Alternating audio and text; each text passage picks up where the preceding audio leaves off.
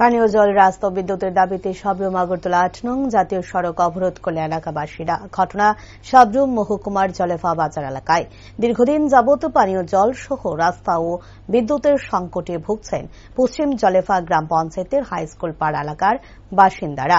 এই বিষয়গুলি নিয়ে পঞ্চায়েতের প্রধান সহ পঞ্চায়েত সমিতির চেয়ারপারসনের নিকট বারবার জানিয়েও কোনো প্রতিকার না পেয়ে অবশেষে এলাকার বাসিন্দারা শবরুম আগরতলার ৮ নং জাতীয় সড়ক অবরোধে বসে মঙ্গলবার। খোদ সাতচাঁদ পঞ্চায়েত সমিতির চেয়ারপারসন এলাকায় এহেন জনদুর্ভোগের ঘটনায় চেয়ারপারসনের ভূমিকায় এলাকায় ক্ষোভের সঞ্চার হয়। কয়েক মাস আগেও জাতীয় সড়ক অবরোধে বসেছিলেন এলাকার জনগণ।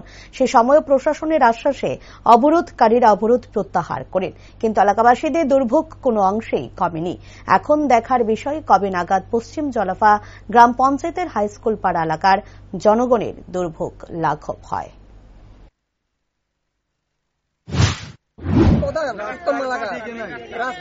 রাস্তাটা হইব 10 বছর আন্ডারে সময় দিচ্ছে আর বাড়ি বাড়ি যে পয়েন্ট গুলো দিয়ে দিচ্ছে পয়সা কন্ট্রাক্টর শ্রীনগর গেছে, শ্রীনগর থেকে আলে করবো তো শ্রীনগর থেকে আলে এখানে মানুষ মরে যাবে নাকি?